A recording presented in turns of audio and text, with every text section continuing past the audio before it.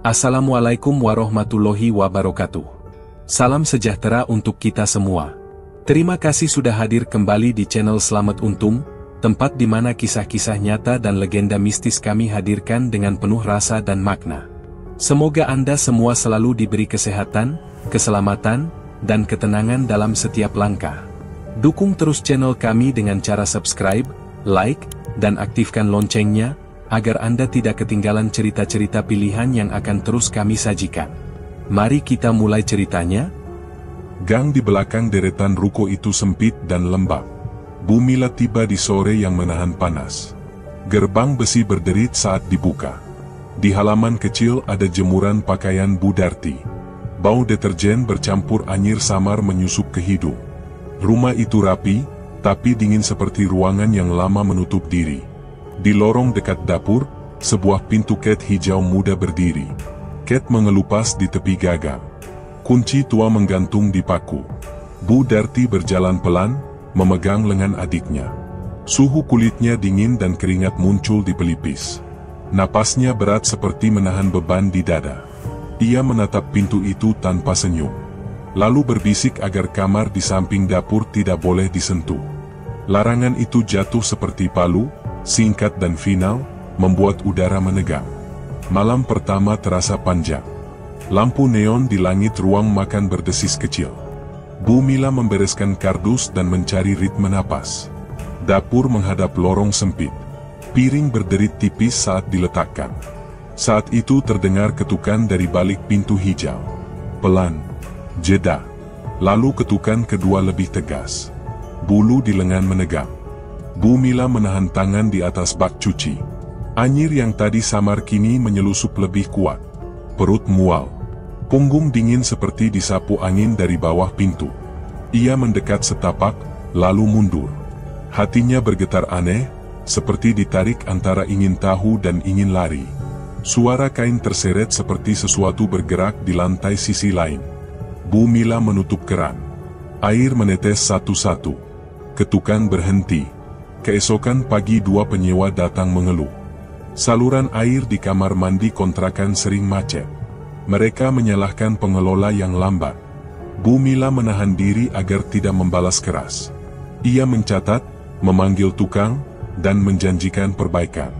Setelah mereka pergi, Bu Darti duduk di kursi rotan. Kulit di leher pucat.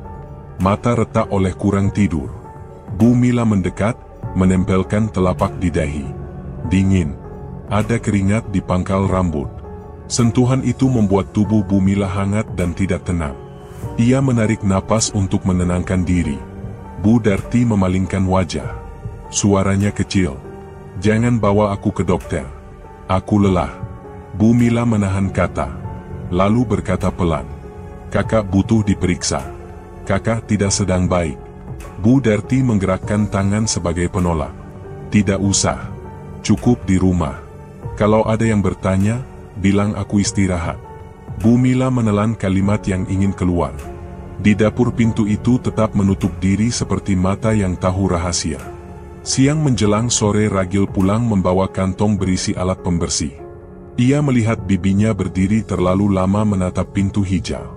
Suaranya datar dan tidak ramah. "Jangan lama-lama di situ. Itu hanya gudang." Bu Mila menoleh. "Gudang apa yang dikunci seperti itu?" Ragil mengangkat bahu. "Banyak barang. Nanti berantakan." Bu Mila memegang pinggiran rak untuk menahan kesal. Ragil mengalihkan pandang. Ia setel radio kecil di ruang tengah agar rumah tidak terlalu sepi. Musik pelan tidak menutup rasa cemas. Nabila datang menyusul dengan rambut diikat rapi dan wajah letih. Ia melihat gerak mata semua orang ke arah lorong dapur. Tangannya memeluk tas. "Ada yang ditutup-tutupi ya? Kenapa selalu diam kalau aku bertanya?" Suara Nabila tidak keras, tapi tajam. Ragil menyuruh adiknya berhenti curiga. Nabila tetap menatap bibinya. Bu Mila menatap ke kamar Bu Darti dan menurunkan suara. "Nabila, istirahat dulu. Nanti kita bahas urusan kontrakan dan saluran air." Nabila menjawab cepat. "Bahas semua saja. Aku ingin rumah ini jujur." Malam turun lagi seperti tirai berat.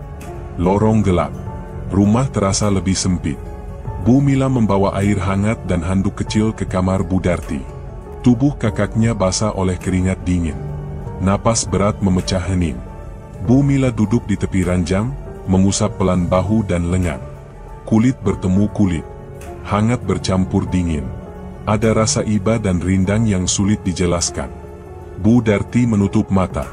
Suaranya menyeret. "Mila, jangan buka pintu itu. Tolong patuhi." Bu Mila menjawab pelan. "Aku tidak akan menyentuhnya. Tapi kita harus bicara tentang kesehatan." Bibir Bu Darti bergerak kecil seperti menahan nama yang tidak ingin diucap. Lalu diam. Di dapur air tetes menunggu. Ketukan terdengar lagi. Tidak keras. Cukup untuk memanggil. Ketukan kedua lebih dekat, seperti diletakkan tepat di tengah daun pintu. Bu Mila berdiri di ambang kamar. Rasa mual naik. Hawa anyir menebal dari celah bawah. Ia melangkah sampai tengah lorong. Jantung bergerak cepat. Di ruang depan Ragil memanggil dengan nada kesal. "Bibi, jangan di situ. Kembalilah." Nabila berdiri di pintu kamar sambil menatap tajam. "Aku mau tahu apa yang disimpan." Bu Mila menoleh ke mereka berdua. Lalu kembali menatap pintu. Nafasnya berat. Tangan kanan bergerak sedikit, lalu turun. Di ujung malam suara dari balik pintu berhenti. Rumah diam, tapi tidak terasa lega. Bu Mila mematikan lampu dapur. Gelap meratakan dinding. Bau anyir masih menggantung tipis dan tidak mau pergi. Gelap yang pekat semalam belum hilang dari dada. Bau anyir tipis masih tertinggal di lorong, seperti menempel di ket pintu hijau. Pagi ini dua penyewa datang dengan wajah canggung lalu menyerahkan kunci. Mereka bilang tidak nyaman tidur karena sering merasa ada yang berjalan di lorong saat dini hari. Bu Darti tersenyum kecil dan berkata pada warga lain bahwa mereka pindah karena tempat kerja pindah. Ucapan itu terdengar rapi, tapi mata orang kampung tidak lunak. Seorang bapak di ujung gang berbisik pada yang lain, lalu sorot mata jatuh ke rumah ini. Bu Mila menahan kata, menandai kalender untuk pemeriksaan saluran air. Konflik kecil tumbuh di kepala. Kontrakan penuh, tetapi kursi di pos ronda mulai ramai cerita. Siang hari Bu Mila menata dapur.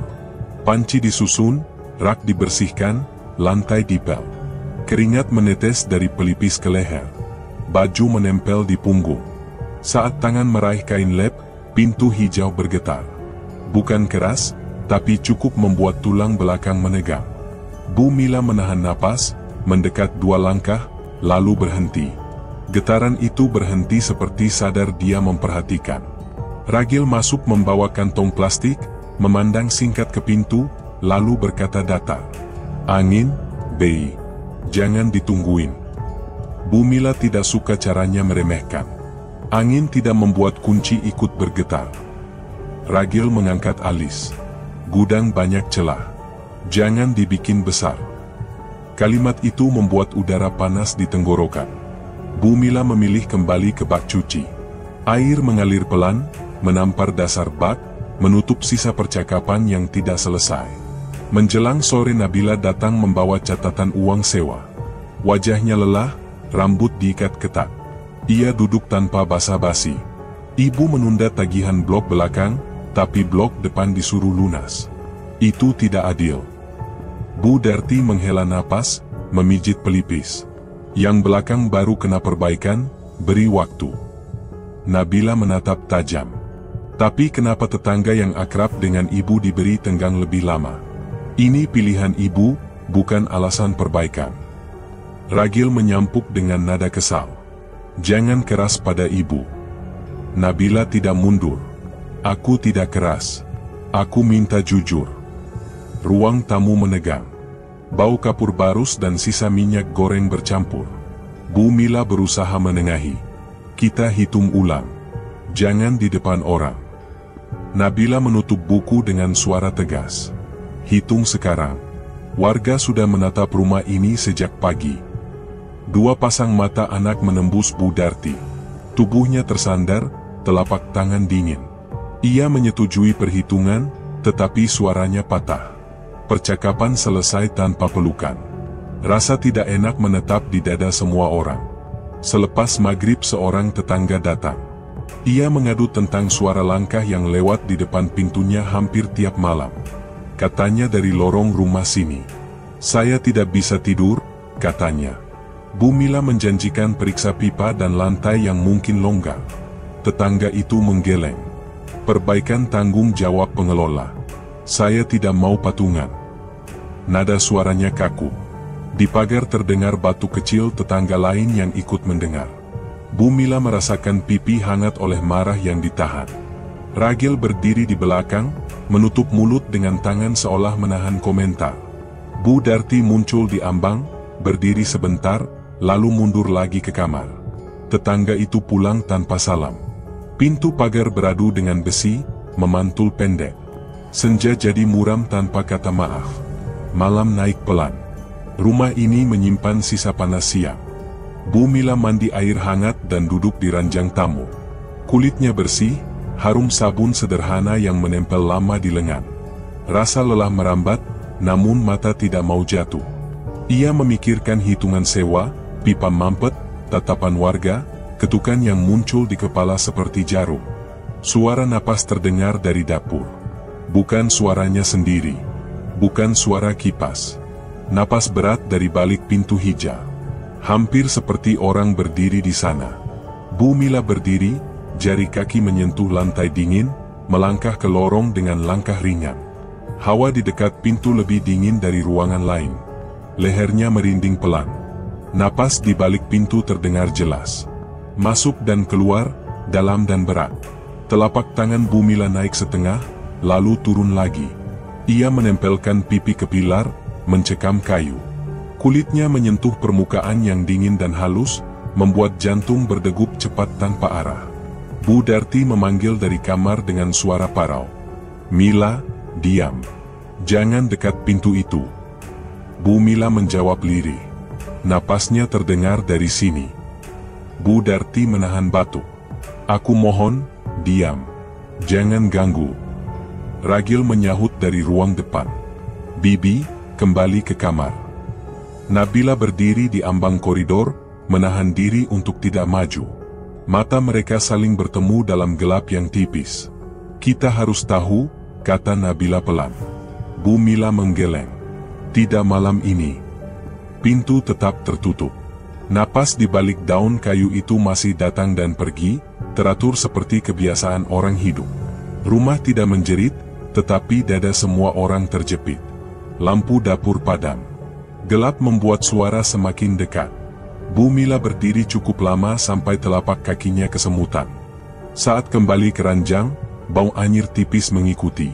Tidur tidak datang, dan jantung tidak mau pelan. Napas berat dari balik pintu masih menempel sampai pagi. Dada belum tenang. Kulit menyimpan sisa dingin di lorong. Saat matahari naik, Pak Muhtar datang mengantar kas RT. Ia berhenti lama di depan pagar, mengangkat dagu menatap atap, lalu menatap lorong. Udara rumah ini berat, katanya pelan. Bu Mila menunduk, pipi hangat oleh malu. Keringat tipis muncul di tengkuk. Baju menempel di punggung. Bu Darti keluar dari kamar dengan langkah pelan dan senyum tipis. Pak, kas RT dan uang keamanan kami setorkan sekarang, ucapnya cepat, seolah ingin memindahkan pembicaraan. Tangan Bu Darti bergetar saat merapikan map, napasnya berat tetapi tetap dipaksa tenang. Pak Muhtar duduk, telapak di lutut, mata tidak lepas dari arah dapur. Ia berdiri lagi dan berjalan sampai ambang ruang makan. Pintu hijau terlihat jelas, ket mengelupas di tepi, kunci tua menggantung. Ia menghela napas. Kamar dekat dapur itu, jangan dibuka. Biarkan terkunci. Bu Mila mengangguk kecil. Lehernya kaku. Ada rasa patuh yang bercampur takut. Bu Darti menegakkan bahu. Itu gudang. Barang lama. Tidak ada urusan, jawabnya datar. Pandang mereka saling mengikat. Bu Mila membawa air minum. Gelas dingin di telapak, punggung basah oleh keringat yang tidak mau kering. Saat meletakkan gelas, punggung tangannya bersentuhan dengan kulit telapak Pak Muhtar. Sentuhan kecil yang membuat jantungnya memukul rusuk sendiri. Ia menarik tangan dan memalingkan wajah. Ragil turun dari tangga, kaos kusut dan rambut lembab. Ia melihat arah pandang semua orang. "Kenapa rumah saya dihakimi?" katanya ketus. Bu Darti memberi isyarat agar diam. Ragil tidak berhenti. "Kami baik-baik saja. Jangan dibuat seolah ada yang salah." Pak Muhtar menahan suara. "Saya hanya menasehati supaya aman." Ragil menepis. "Aman dari gosip atau aman dari apa?" Udara mengeras. Bu Mila menyentuh lengan Ragil. Sentuhan singkat, hangat, menenangkan. Ragil menarik diri, mengambil kunci motor, lalu pergi dengan langkah berat. Pintu pagar berbunyi pendek. Jarak di dalam rumah bertambah satu lapis lagi. Nabila masuk dari teras dan duduk di samping ibunya. Sorotnya padat dan tegas. "Bu, jujur saja. Apa yang ibu sembunyikan?" Bu Darti memalingkan wajah. "Ibu hanya lelah. Jangan dipaksa." Nabila menahan nada, tetapi tetap keras. "Aku butuh kejelasan. Rumah ini tidak normal." Bu Mila menaruh tangan di paha, menahan diri untuk tidak ikut mendesak. Pak Muhtar melunak, suaranya rendah. "Kalau boleh, baca doa di tiap sudut. Jangan buka pintu itu." Bu Darti mendesah. "Terima kasih sarannya, Pak. Kami urus sendiri." Jawaban pendek itu memutus pembicaraan. Di meja, map kas RT dibuka lagi sekadar untuk mengisi ruang hening. Tidak ada yang benar-benar dibaca. Sore berjalan lambat. Angin dari ventilasi tidak membuat ruangan sejuk. Berkas kas RT ditandatangani. Pak Muhtar berdiri, menatap sekali lagi ke lorong. "Jangan ditantang. Rumah butuh tenang." Bu Darti mengantar sampai pagar. Senyumnya kaku. Begitu pintu pagar tertutup, ia memegangi perut. Napasnya tidak teratur. Bu Mila mengantar ke kamar. Leher Bu Darti lembab oleh keringat. "Mila, jangan panggil siapapun," katanya lirih. Bu Mila menatap dalam. "Aku ingin memanggil tenaga agama. Ini tidak wajar." Bu Darti menggeleng pelan. "Jangan. Aku tidak mau ada orang lain di rumah." Bu Mila duduk di tepi ranjang, mengelap keringat yang mengalir di dada dan leher. Kulit bertemu kulit. Hangat merayap pelan. Bu Darti memejamkan mata, bibirnya bergetar seperti menahan nyeri. Bu Mila menahan napas. Ada rasa sayang yang membuatnya ingin memeluk lebih dekat, tetapi ia berdiri sebelum pikiran meluncur ke arah lain. Menjelang malam, lorong menjadi gelap lebih cepat. Lampu ruang makan menyala kuning. Dari dapur terdengar bunyi seret halus, seperti sesuatu menggaruk lantai dari sisi lain pintu. Bu Mila berdiri di ambang, telapak tangan dingin. Nabila mendekat, menahan napas. "Kak, itu bukan angin," bisiknya. Bu Mila menelan ludah. "Aku tahu." Gesekan naik turun, teratur, lalu berhenti. Beberapa detik tenang. Lalu ketukan 2 kali, pelan namun jelas. Bu Mila memeluk diri. "Kita butuh doa," katanya. Dari kamar, suara Bu Darti terdengar putus. "Diam. Jangan panggil siapapun. Kita tetap di rumah." Bu Mila menggigit bibir. Nabila menatapnya, meminta keputusan dengan mata. Bu Mila menggeleng pelan. Ia menurunkan tangan dari dada. Pintu hijau tetap tertutup. Bau anyir tipis merayap di tepi hidung. Di ruang depan kipas pelan tidak menolong. Rumah tidak mengucap apapun, tetapi dada menolak tenang. Lampu berkedip pendek. Bu Mila menarik kursi dekat lorong, duduk dengan punggung tegak. Tangan diletakkan di paha agar tidak gemetar. Ketika diam menjadi terlalu panjang, ia baru sadar napasnya sendiri pendek dan berat. Malam menekan, dan yang tersisa hanya dengung halus di telinga serta rasa yang tidak selesai. Napas berat dari arah pintu masih menempel di kepala sejak semalam. Bu Mila membawa baskom kecil dan handuk ke kamar. Dahi Bu Darti panas, nafasnya pendek, kulitnya pucat. Ketika handuk menempel, ia bergumam menyebut nama Pak Suhali dan Mbah Karnadi. Bu Mila menekan pelan bahu kakaknya dan bertanya tenang. "Kakak bicara yang jelas. Siapa mereka?" Bu Darti membuka mata setengah dan berbisik kalau dulu ada perjalanan jauh ke sebuah pulau untuk mencari jalan cepat keluar dari kesulitan. Ia tidak menyebut detail, hanya mengulang nama itu seperti beban. Bau anyir tipis datang dari lorong. Bu Mila menutup jendela dan duduk lebih dekat. Tubuhnya hangat oleh udara kamar yang pengap. Sentuhan tangan di dahi membuat kulit mereka saling merasakan detak yang tidak stabil. Rasa iba berubah resah. Ragil berdiri di ambang pintu dan mendengar potongan kata tentang pulau. Wajahnya menegam. Ia berkata keras kalau omongan seperti itu memalukan keluarga. Bu Mila menoleh dan menenangkan agar suara tidak naik. Ragil tidak mau diam. Ia menuduh semua ini yang membuat kontrakan tidak tenang. Bu Darti mengangkat tangan meminta anaknya berhenti. Suaranya lemah. Ibu minta kamu keluar dulu. Ragil menggeleng. Ia memukul kusen dengan telapak. Bu Mila berdiri setengah untuk meredam, tetapi Ragil sudah melangkah pergi, menutup pintu kamar dengan gerak kasar. Bunyi kayu membuat dada Bu Mila kaget. Bu Darti menutup mata dan menarik nafas pendek. Tangan Bu Mila kembali ke dahi. Kulit mereka masih bertemu. Ada kedekatan yang membuat jantung bertambah cepat. Nabila masuk membawa segelas air. Ia mendengar nama yang sama diulang dan duduk di kursi samping ranjang. Ia berkata pelan namun tegas. Ibu, kita butuh penjelasan penuh. Kalau memang ada perjalanan ke pulau, ceritakan dari awal sampai akhir. Bu Darti menoleh, bibirnya bergetar. Ia hanya berkata nanti dan meminta Nabila membantu memijat punggung. Nabila menatap ibunya lama lalu mengangguk, tetapi kalimatnya tetap kaku. Kita tidak bisa sembuh kalau semua rahasia. Bu Mila mengamini dengan suara halus. Kakak bicara secukupnya saja. Kita akan urus yang lain. Bu Darti menarik selimut sampai dada. Udara kamar terasa berat. Di lorong ada suara lantai berderit pendek. Telepon rumah berdering. Bu Mila mengangkat. Suara laki-laki di seberang menyebut nama Pak Suhali dan langsung bertanya tentang janji lama yang perlu dituntaskan. Nada suaranya mendesak. Ia meminta waktu malam ini atau besok. Bu Mila menegaskan bahwa keluarga tidak ingin melanjutkan urusan. Ia berkata putus. Suara di seberang menjadi dingin. Jangan main-main. Janji tetap janji. Bu Mila menahan emosi. Ia memutus panggilan dan menatap pintu kamar. Nabila bertanya siapa. Bu Mila menjawab singkat. Orang lama.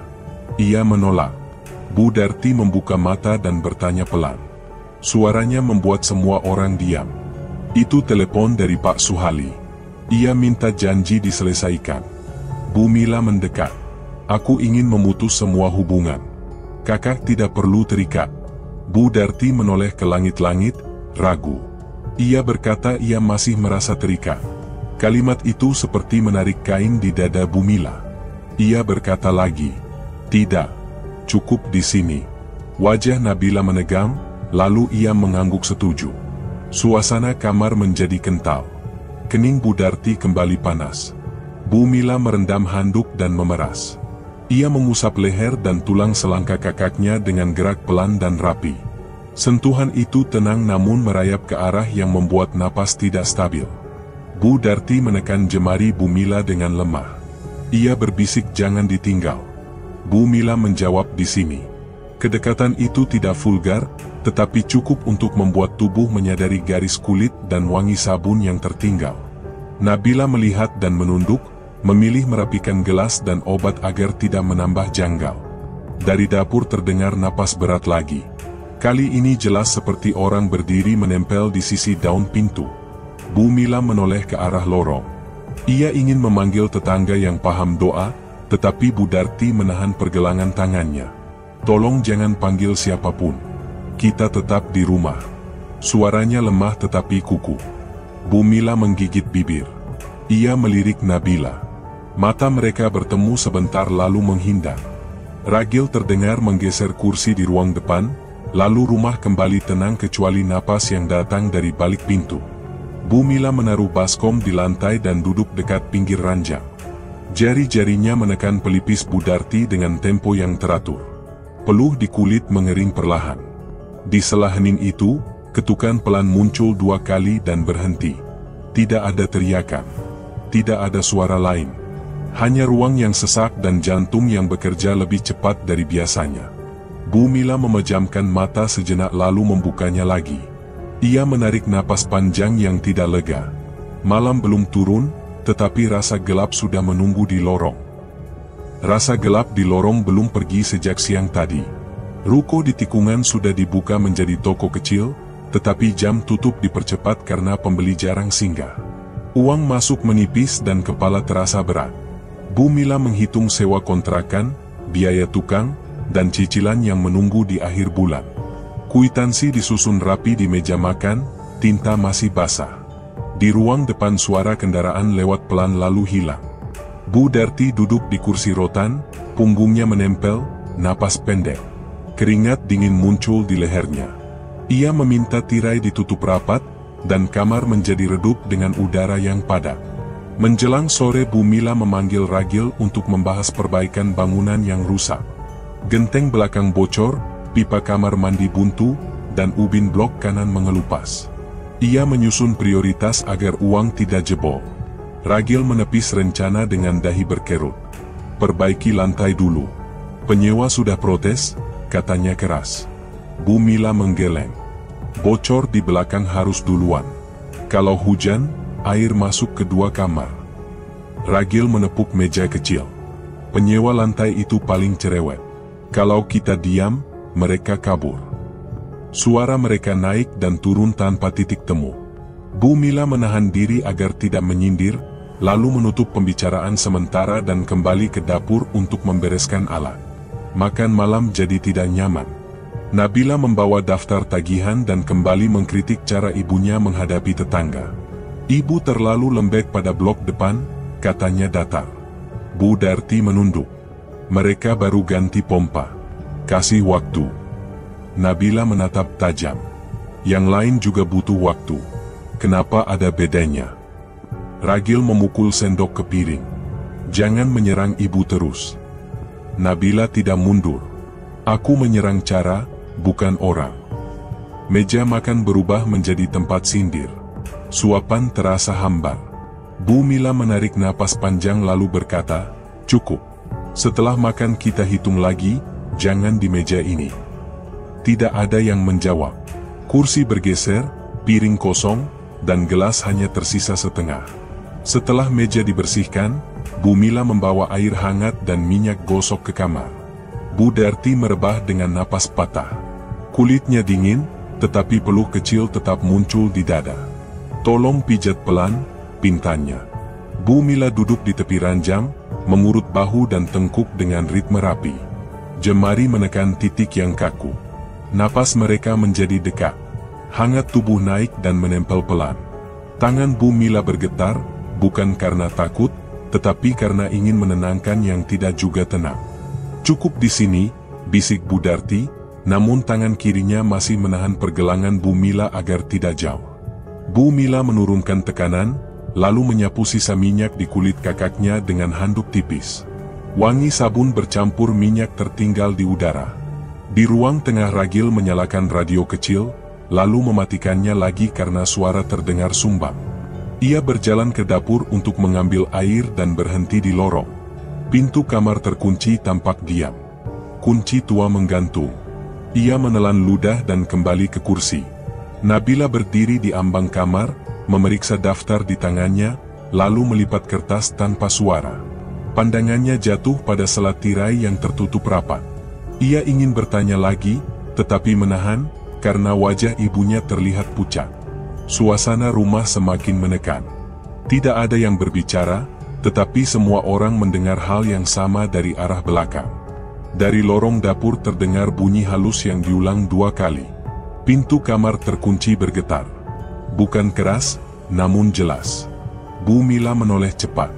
Jemarinya berhenti di bahu kakaknya. Dengar itu, ucapnya pelan. Bu Darti menutup mata rapat. Jangan, suaranya memerintah, tetapi tubuhnya gemetar kecil. Ragil mengetuk pintu kamar dari luar. Bibi, jangan dekat dapur. Nabila berdiri di ambang dengan wajah tegap. Aku tidak tahan kalau pintu itu terus begitu. Bu Mila meraih tangan Bu Darti dan menaruhnya di atas selimut. Istirahat. Aku di sini, katanya. Getaran berhenti, tetapi udara tetap padat.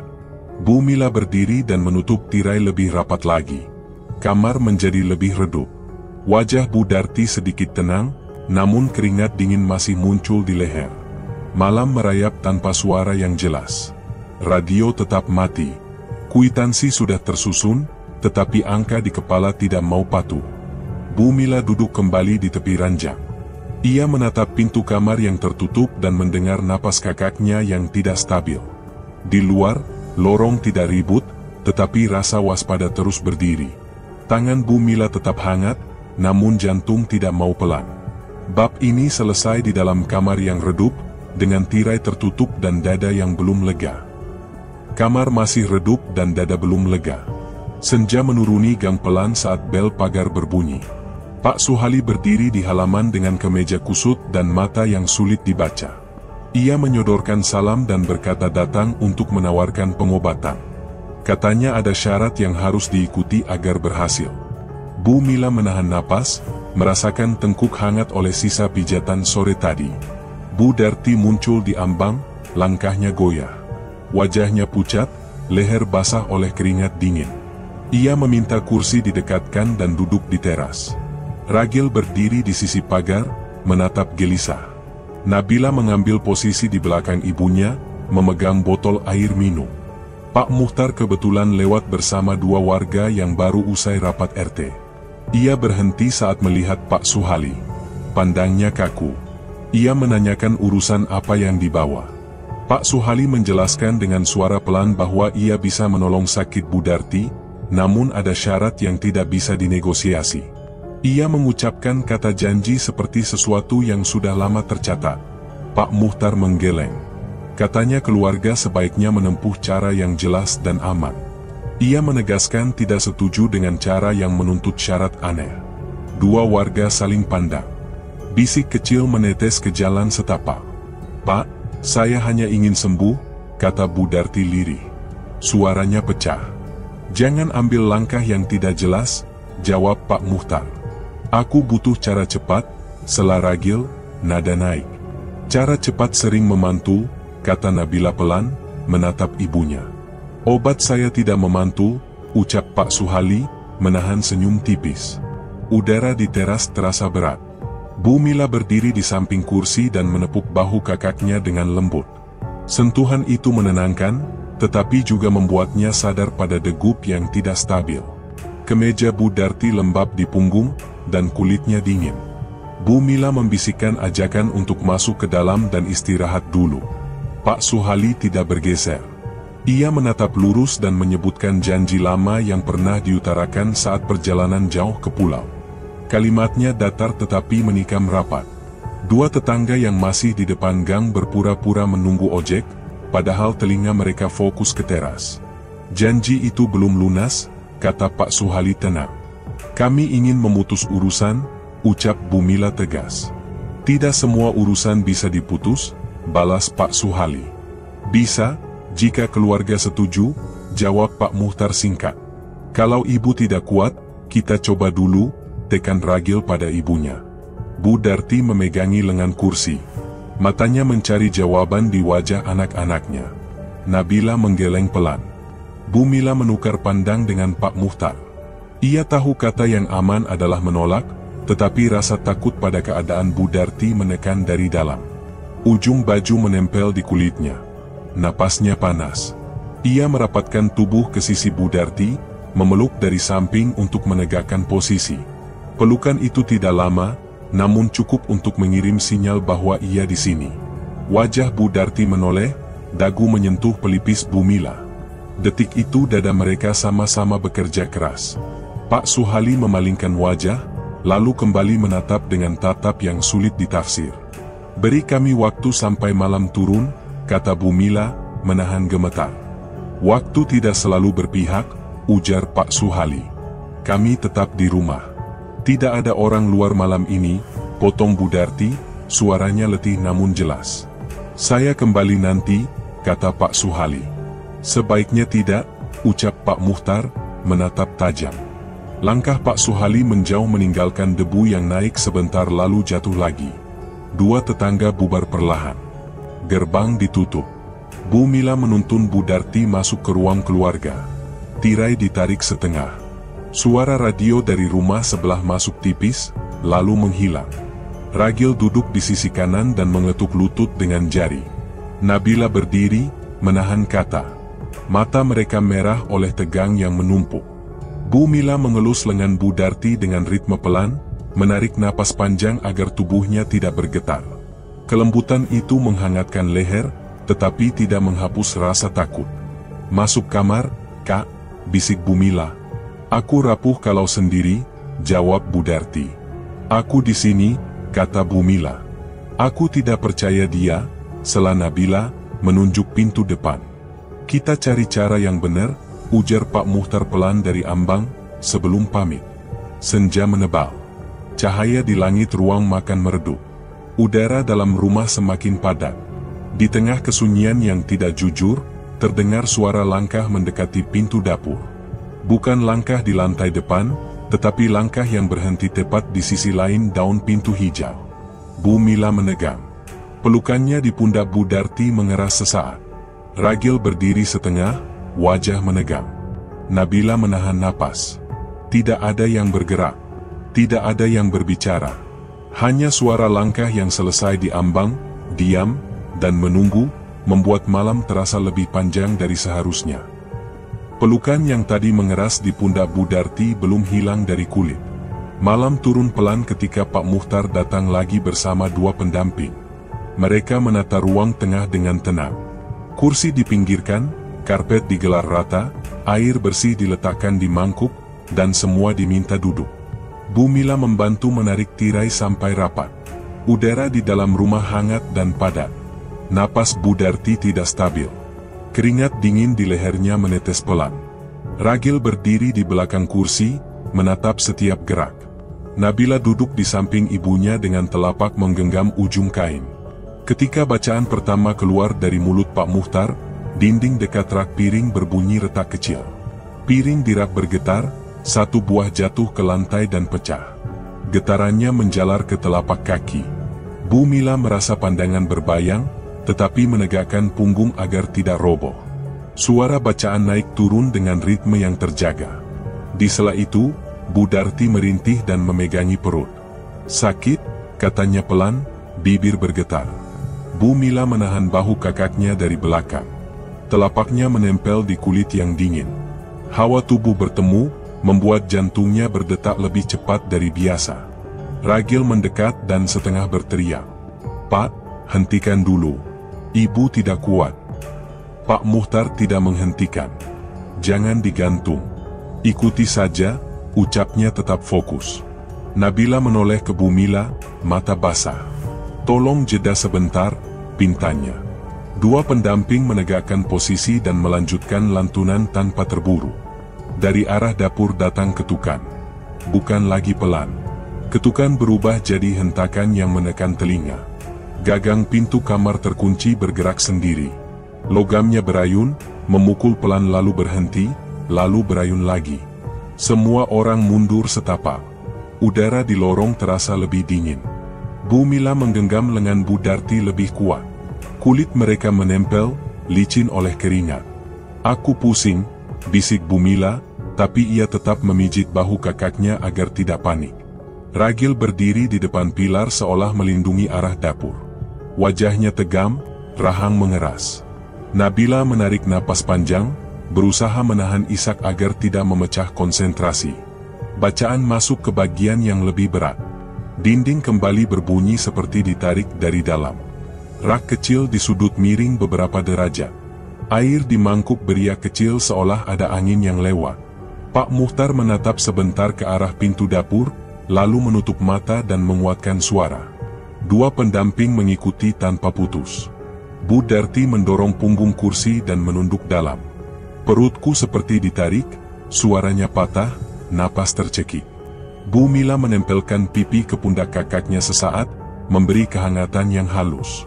Kedekatan itu singkat namun cukup untuk membuat Bu Darti bertahan mengatur napas satu demi satu. Ragil kehilangan kesabaran. "Pak, hentikan. Saya tidak mau ibu kenapa-kenapa." Suaranya pecah dan marah. Pak Muhtar tetap tidak berhenti. "Kalau berhenti di tengah, semua menggantung," katanya. Nabila menyeka air mata dengan punggung tangan. "Tolong cepat," ucapnya lirih. Hentakan dari arah pintu makin jarang, tetapi ketika muncul terasa lebih berat. Gagang pintu sekali lagi bergerak, lalu membeku seperti dicekam sesuatu dari dalam. Rumah bergetar kecil, bukan gempa, hanya seperti lantai menolak beban yang tidak terlihat. Bacaan mulai menurun. Ritme melandai teratur sampai akhirnya berhenti. Rumah mendadak hening. Tidak ada hentakan. Tidak ada ketukan. Hanya suara napas semua orang yang tidak serempak. Bu Mila melepas pelan genggamannya di bahu Bu Darti. Tubuh kakaknya melorot di kursi, mata terbuka setengah, dan busa tipis keluar di sudut bibir. "Ibu," seru Nabila, setengah bangkit. Ragil panik dan mencoba mengangkat tubuh ibunya, tetapi tangannya gemetar. "Apa yang terjadi?" Suaranya patah. Bu Mila menahan kepala Bu Darti dengan telapak, merapikan rambut yang menempel di dahi, dan memanggil namanya berulang dengan nada rendah. Pak Muhtar mendekat, memeriksa nadi di pergelangan.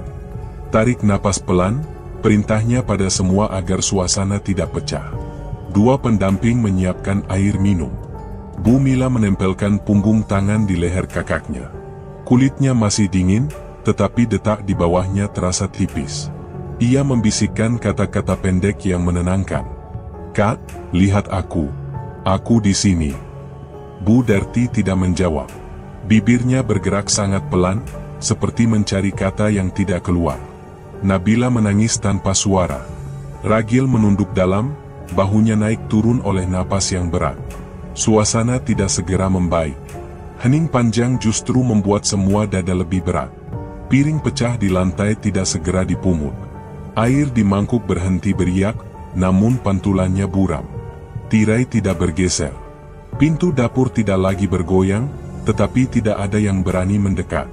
Bu Mila memeluk tubuh kakaknya dari samping, tidak erat, cukup untuk menjaga agar tidak jatuh. Kehangatan itu menahan gemetar di tangannya sendiri. Pak Muhtar meminta semua duduk kembali, mengatur posisi agar tidak saling menjatuhkan. Tidak ada yang berbicara lebih dari satu kalimat. Malam terasa panjang di ruang yang sempit, dan keputusan tentang langkah berikut masih menggantung di kepala, menekan tanpa suara. Tubuh yang tadi dipeluk di ruang tengah kini sudah dimakamkan. Pemakaman berjalan cepat. Matahari belum tinggi ketika tanah dirapikan. Seusai itu, dua penyewa datang membawa kunci. Wajah mereka menunduk. Mereka bilang sering mendengar langkah di lorong saat dini hari. Bu Mila menerima kunci dengan tangan gemetar. Uang masuk menurun dan kepala berdenyut.